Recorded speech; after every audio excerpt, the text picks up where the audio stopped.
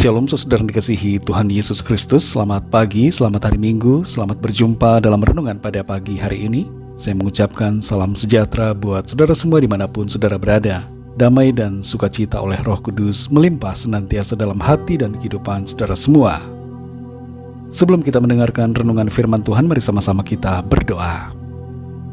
Bapa Surgawi, Bapa dalam nama Tuhan Yesus Kristus, kami mengucap syukur di hari Minggu pagi ini. Kembali kami boleh bangun dengan kekuatan, kesehatan, dan berkat kebaikan Tuhan. Kami percaya ada maksud dan rencana Tuhan yang baik atas hidup kami. Kesempatan yang Tuhan berikan bagi kami mau pakai untuk memuliakan nama Tuhan. Saat ini kami mau mendengarkan sabda firman-Mu, urapi setiap kami, agar kami mengerti akan kehendak-Mu bagi kami.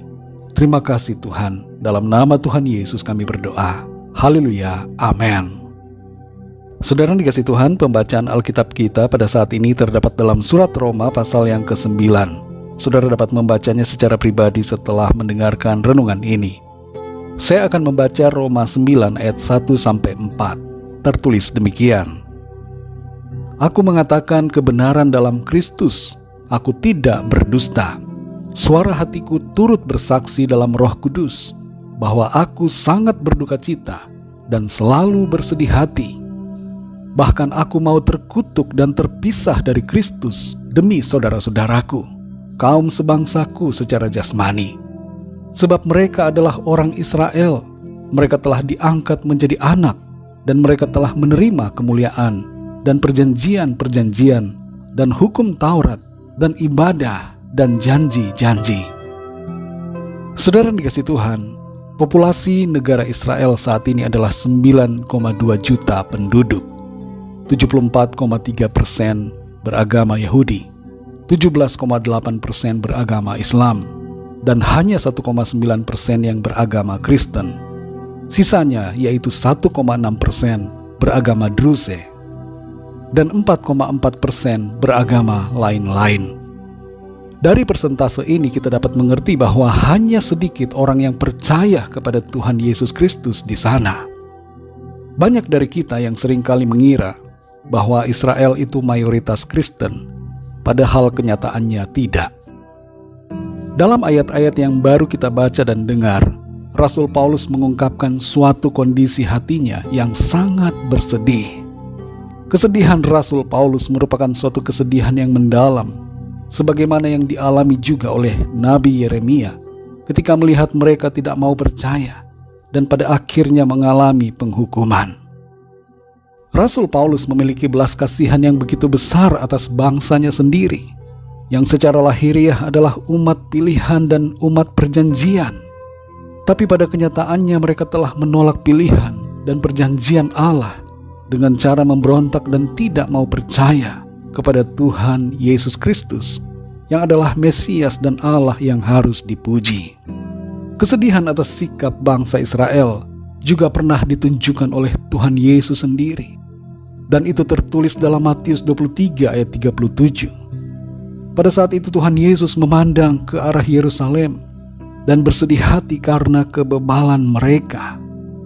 Tuhan berkata, "Berkali-kali aku rindu mengumpulkan anak-anakmu, sama seperti induk ayam mengumpulkan anak-anaknya di bawah sayapnya, tetapi kamu tidak mau." Sejak dulu Allah telah berulang kali merindukan Israel menjadi umat kesayangan yang taat, tapi mereka terus memberontak. Dan saat Allah menyatakan dirinya dalam keadaan sebagai manusia, mereka menolaknya. Saudara yang dikasihi Tuhan, kebebalan dan pemberontakan Israel lahiriah merupakan keadaan yang menjadi pelajaran berharga buat kita, agar kita tidak memberontak terhadap Tuhan. Saudara dan saya telah dijadikan sebagai umat Tuhan. Kita adalah Israel secara rohani. Kita adalah anak-anak perjanjian dan umat perjanjiannya yang kudus, yang telah dipilih oleh karena kasih anugerah dalam iman oleh pengorbanan Kristus di atas salib. Telah dinubuatkan oleh Nabi Hosea bahwa yang bukan umatku akan kusebut umatku, dan yang bukan kekasih, kekasih. Saudara dan saya yang tadinya bukan umat Tuhan, dijadikan sebagai umatnya, dan kita yang tadinya bukan kekasihnya dijadikan sebagai kekasih Tuhan. Secara lahiriah kita bukan bangsa Israel. Secara lahiriah kita bukan umat pilihan, tapi kita menjadi umat Tuhan oleh karena darah Kristus. Kita menjadi kekasih Tuhan oleh karena iman dan pilihan Allah atas kita. Dalam 1 Petrus 2 ayat yang ke-9 tertulis, "Tetapi kamulah bangsa yang terpilih, imamat yang rajani, bangsa yang kudus, umat kepunyaan Allah sendiri, supaya kamu memberitakan perbuatan-perbuatan yang besar dari Dia, yang telah memanggil kamu keluar dari kegelapan kepada terang-Nya yang ajaib." Saudara yang dikasihi Tuhan, jangan kita heran bila Israel menolak Tuhan dan hanya sedikit dari mereka yang percaya. Hal ini bukan untuk diresponi dengan kebencian, tapi kita responi dengan kasih atas jiwa-jiwa yang menolak dan yang belum mengenal Tuhan Yesus. Dan kita juga responi dengan ucapan syukur atas pilihan Allah atas kita yang telah diselamatkannya. Saudara dan saya adalah umat perjanjian. Karena itu mari kita berterima kasih kepada Tuhan karena pilihannya atas kita. Mari kita berdoa, saudara. Bapa kami yang di surga, Bapa dalam nama Tuhan Yesus Kristus, kami sungguh bersyukur untuk firman-Mu yang sudah kami dengar. Kami mengerti bahwa kami yang percaya kepadamu adalah umat pilihan-Mu, umat-umat perjanjian-Mu ya Tuhan. Kami yang bukan umat-Mu dijadikan sebagai umat-Mu. Kami yang dulunya bukan kekasih dijadikan sebagai kekasih-Mu Tuhan. Kami bersyukur karena kami dilayakkan, kami telah ditebus, kami telah dibenarkan, kami telah diangkat sebagai anak-anak-Mu ya Tuhan. Terima kasih untuk kasih-Mu, terima kasih untuk pilihan-Mu atas kami. Ajar kami untuk menghargai kasih anugerah-Mu dan tidak memberontak terhadap firman-Mu, tapi kami selalu taat dan hidup dalam kebenaran-Mu. Kasih-Mu yang memampukan kami, kasih-Mu yang menolong kami untuk selalu hidup benar sesuai dengan kehendak-Mu. Terima kasih Bapa, berkati dan pimpin kami di sepanjang hari ini dalam segala tugas dan aktivitas kami. Kami berdoa mohon lawatan Tuhan atas setiap kami yang sedang dalam pergumulan, sakit penyakit, berbagai persoalan, agar Tuhan memberikan pertolongan, jalan keluar, mujizat-Mu, kesembuhan-Mu terjadi atas setiap kami. Dan kami alami pertolongan, kami alami kemenangan yang dari Tuhan. Terima kasih Tuhan, kami bersyukur dan menyerahkan segala sesuatunya ke dalam tangan kasih-Mu. Kami percaya kami alami sukacita, kemenangan dan berkat-berkat Tuhan. Terima kasih Tuhan, hanya dalam nama-Mu yang kudus, nama Tuhan Yesus Kristus, kami sudah berdoa dan mengucap syukur. Haleluya.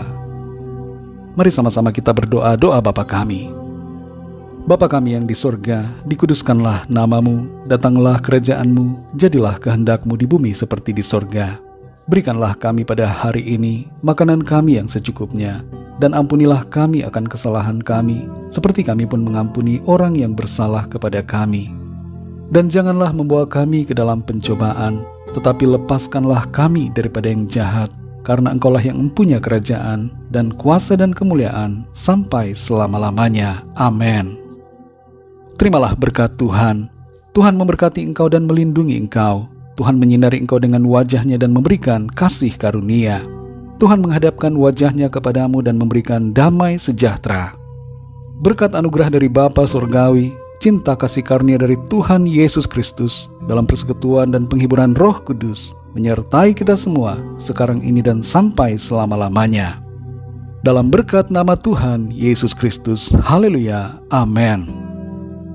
Puji Tuhan, saudara yang dikasihi Tuhan, saya percaya firman Tuhan menjadi berkat dan kekuatan buat saudara semua, dan Roh Kudus akan menolong saudara untuk lebih lagi memahami kebenaran firman Tuhan. Tuhan Yesus memberkati saudara semua. Sampai jumpa dalam renungan yang berikutnya. Haleluya.